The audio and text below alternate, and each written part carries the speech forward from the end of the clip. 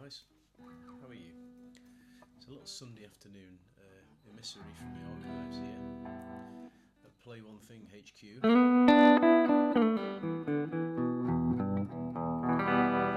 we're going to transform our key now. The tonality of the key is going to change. We're going to go from all these major pentatonic scales and chords and all this major sort of jolly sounding stuff into something different. And we're going to go minor. So minor is generally thought to be a little bit of a sort of sadder sound or a more mysterious, darker sound. And the good news about trying to start playing something that sounds minor, if you know the sort of handful of chords and things that we've already done, is that you kind of already know it. Because, let me just turn this again, sorry. You already know it because the minor pentatonic is contained within the notes of the major pentatonic, but it's not the same minor pentatonic. So if I play my major pentatonic G to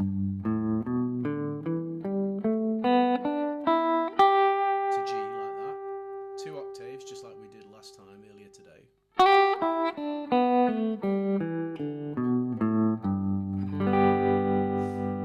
Okay, I've got a G major pentatonic scale, and I'm going through the 5 notes twice because it's 2 octaves. But if I decide then to find the E note in the middle of that, and that would be, there we go, fret 4 string 2, and I go from E, then I've got an E minor pentatonic. So you can think of it as if you know a major scale, say G in this example, obviously that's the easiest one for us to think of, or a major, let's say a major scale for now.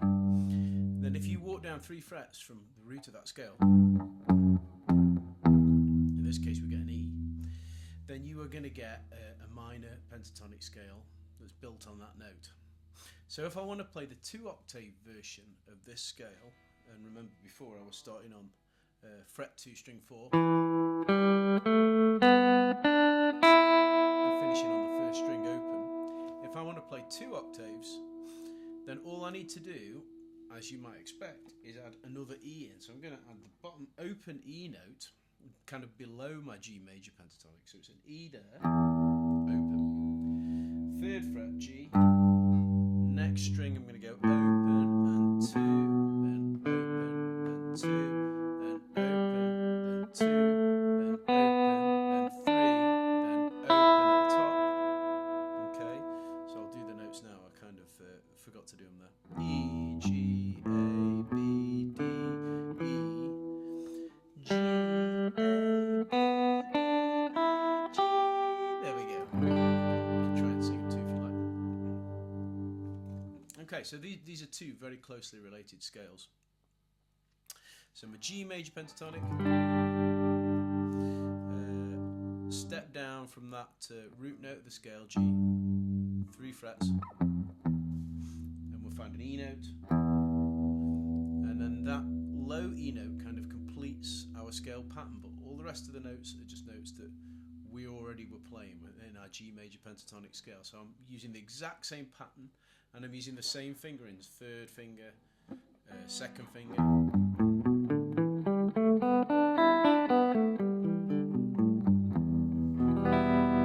if I play a little E minor chord after, to me it sort of sets the context for it, you know what I mean? So if I could play at the beginning also. So if I play a little E minor,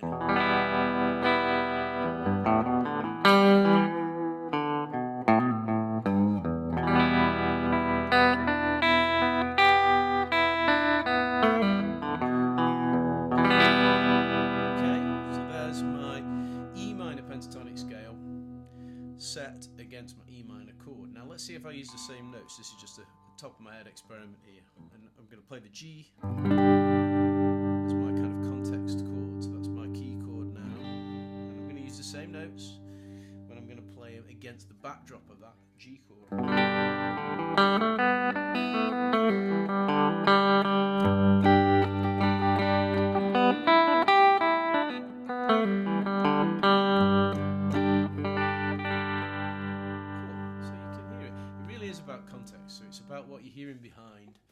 the note that you're playing, and that is, of course, what harmony is. It's when we're hearing a couple or more notes at once, and that's when music sort of starts to weave its magic, and it has a certain kind of emotional effect one way or another.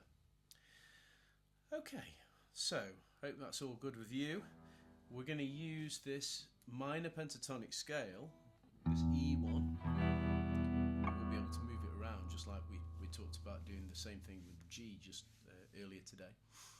But we're going to try and use this minor pentatonic scale to some effect over the coming lessons during this week. Might be a busy week, but hopefully I can jump in and do another video sometime. It's been good fun, so thank you for listening.